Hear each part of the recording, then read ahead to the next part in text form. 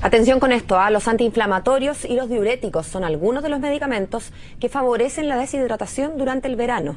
¿Qué resguardos hay que tomar al momento de consumirlos, sobre todo en días como hoy y mañana, que sabemos que va a haber altísimas temperaturas en algunas localidades? Bueno, vamos a tomar contacto con Jacinta Molina para resolver todas estas dudas. ¿Qué tal, Jacinta?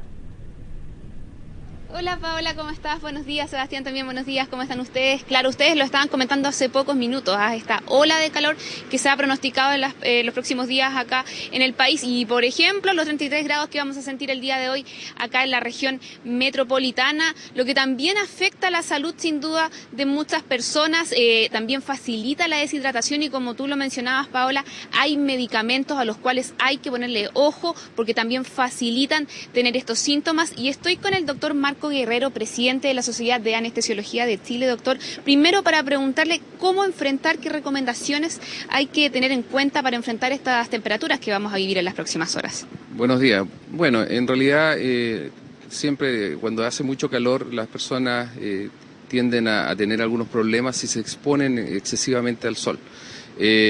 Fundamentalmente el calor va a afectar a las personas de edades extremas, los niños en particular porque no son autónomos y dependen de los adultos para poder hidratarse adecuadamente.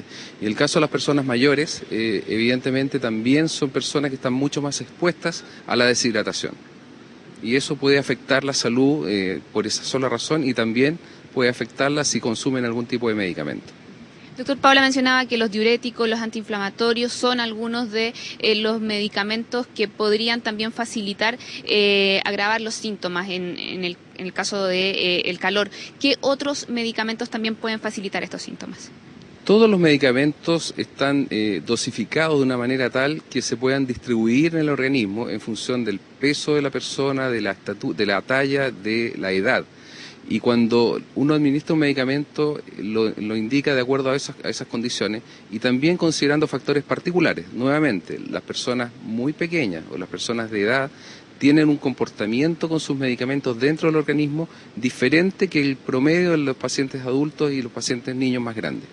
Cuando se produce un estado de deshidratación, la distribución de este medicamento cambia en el organismo y puede, en el fondo, aparecer una situación en la cual la dosis que uno administra es excesiva en relación a lo que uno estaba administrando cuando el paciente no está deshidratado.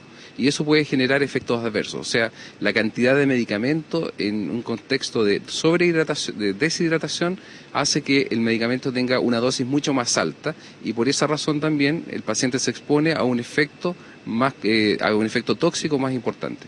Y en ese caso, ¿es mejor reducir la dosis o primero consultar al especialista que está tratando para ver cuánta dosis se debe consumir? En general, la gente tampoco cuando hace mucho calor está toda deshidratada. La recomendación es que las personas tengan cuidado con la deshidratación, particularmente en presencia de algunas enfermedades que también aparecen en el verano, como por ejemplo los cuadros diarreicos. Cuando una persona tiene un cuadro diarreico más frecuente en el verano, se expone a una deshidratación aún mayor. Pero el conjunto de las personas debe fundamentalmente mantener una hidratación adecuada, no exponerse excesivamente al sol sin consumir algún tipo de líquido. Y en segundo lugar, fundamentalmente lo que hay que tener mucho cuidado es con la automedicación, porque los médicos en general consideramos estos factores cuando recetamos un medicamento. Entonces uno le advierte a los pacientes que tengan cuidado en los días de mucho calor de no exponerse y de hidratarse. Sin embargo, las personas que se automedican, y los diuréticos, por ejemplo, que usted mencionó, y los antiinflamatorios son drogas que la gente suele automedicarse con frecuencia. Y en ese sentido caemos en una categoría de riesgo y esos pacientes podrían tener efectos dañinos muy importantes.